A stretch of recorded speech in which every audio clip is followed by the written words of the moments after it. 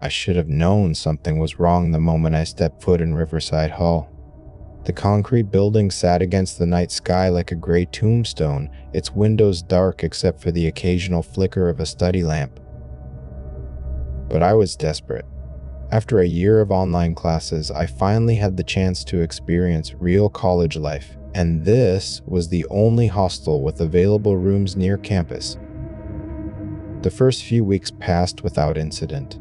My roommate Marcus and I settled into our routine. Classes during the day, study sessions that stretched late into the night.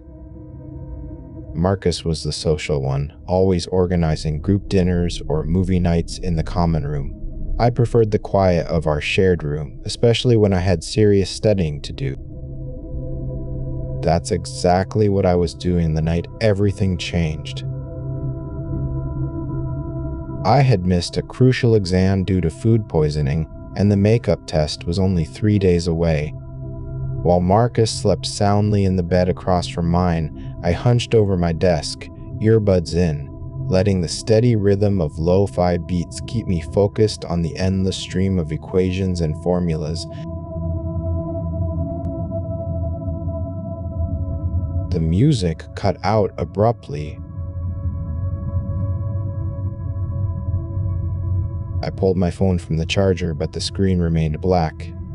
Dead battery. I must have forgotten to plug it in properly. The sudden silence felt heavy, suffocating. Without the music, every small sound seemed amplified. Marcus's steady breathing, the hum of the fluorescent light overhead, the distant rumble of late-night traffic.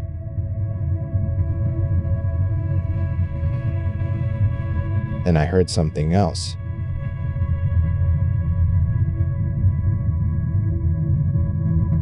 Crying? Soft at first, barely audible through the walls. I assumed it was coming from one of the neighboring rooms. Maybe someone had received bad news from home or was struggling with homesickness. But as I tried to return to my studies, the sound grew clearer, more distinct. There was a woman's voice, choked with grief, and it seemed to be coming from the hallway outside our door. I frowned. This was an all-male hostel. The only women allowed inside were cleaning staff, and they certainly weren't here at 2 in the morning. Maybe someone was watching a movie without headphones? But the crying sounded too real, too raw to be from a film. The sound grew louder, accompanied now by a rhythmic jingling that made my skin crawl. It sounded like jewelry, bangles or anklets, the kind my grandmother used to wear. Each jingle seemed to mark another step, and those steps were getting closer to our room. I pushed back from my desk, the chair legs scraping against the floor with a sound that made me wince.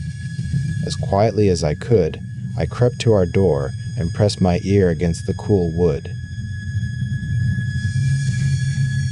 The crying was definitely in the hallway now, maybe 10 feet from our door.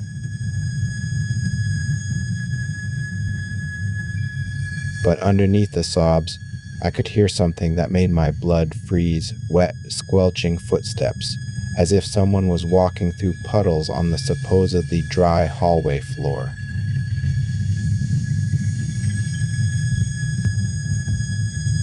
I twisted the door handle slowly and opened it just a crack. The hallway stretched out in both directions, lit only by the dim emergency lighting that cast long shadows between the doorways. I could see nothing, but the sounds continued, crying, jingling, those horrible wet footsteps moving past our door and continuing down the corridor. My rational mind tried to explain it away. Maybe someone had spilled water in the hallway. Maybe the crying was just the building settling or pipes creaking somewhere in the walls. but my hands were shaking as I closed the door and returned to my desk. I couldn't concentrate anymore. The equations on my notebook might as well have been hieroglyphics. Every few minutes, I'd hear the sounds again, sometimes distant, sometimes so close, I was sure someone was standing right outside our door. But whenever I worked up the courage to look, the hallway was empty. By 4 a.m., I was exhausted but too wired to sleep. I needed to splash cold water on my face to shock myself back into alertness. The communal bathroom was just down the hall, a quick trip, then back to studying. The hallway was quiet now. My bare feet made soft padding sounds on the cold linoleum as I made my way to the bathroom. The fluorescent lights inside flickered to life as I pushed through the door, revealing a row of sinks and mirrors that had seen better days. I turned on the tap and cupped my hands under the stream of cold water, splashing it across my face and neck. The shock was exactly what I needed. I reached for a paper towel and bent over the sink to dry off.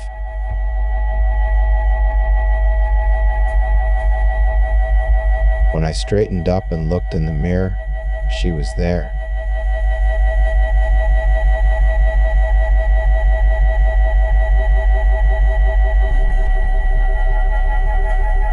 Behind me stood a woman in a red sari, the fabric so bright it seemed to glow in the harsh fluorescent light.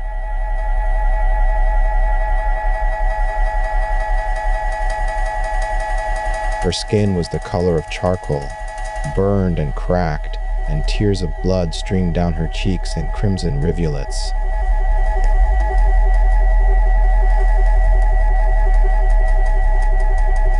Her mouth hung open in a silent scream, revealing teeth that were broken and blackened.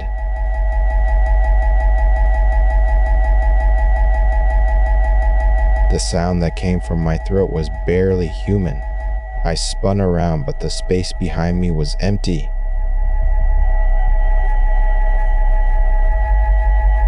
When I looked back at the mirror, she was gone.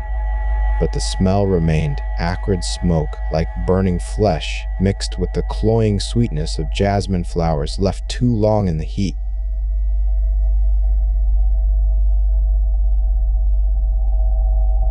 I don't remember running back to my room. I don't remember collapsing on my bed or Marcus shaking me awake, asking what was wrong.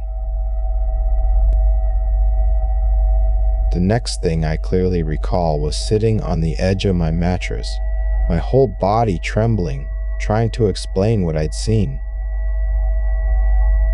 Marcus listened with the patient expression he wore when he thought I was having a breakdown from too much studying and too little sleep. He brought me a glass of water and suggested I try to get some rest. The makeup exam could wait. My health was more important. But as he turned off the lights and settled back into his own bed, I heard his breathing change. He wasn't asleep.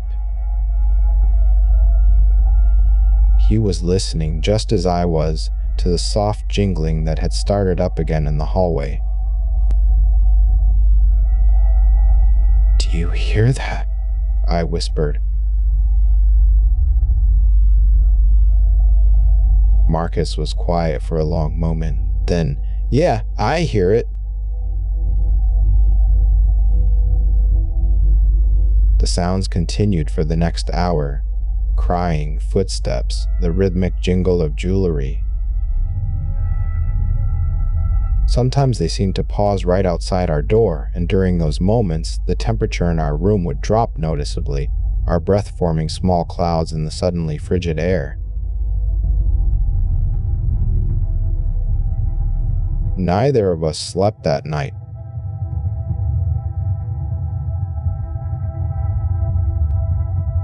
The next morning, we went to see Mr. Patel, the hostel warden. He was a kind man in his 60s who had worked at Riverside Hall for over 2 decades. When we described what we'd experienced, his face got serious. 15 years ago, he said, settling back in his chair. A young woman was found dead in the building.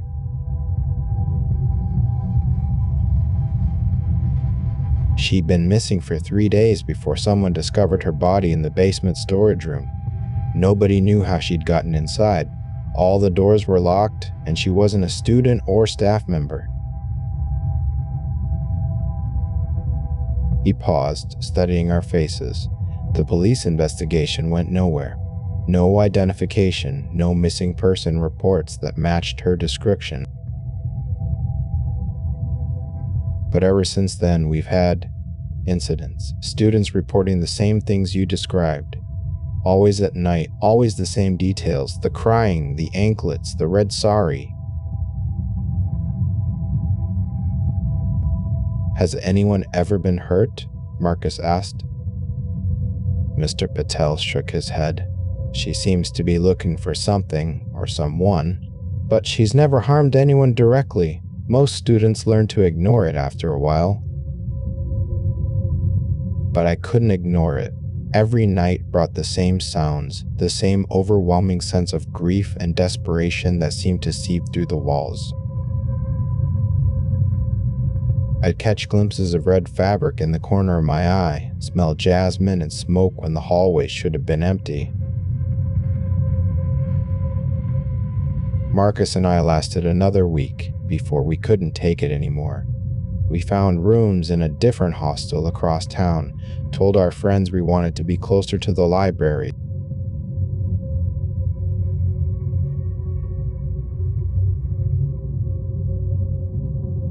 But even now, 3 years later, I still wake up sometimes in the middle of the night listening for the sound of anklets in the hallway.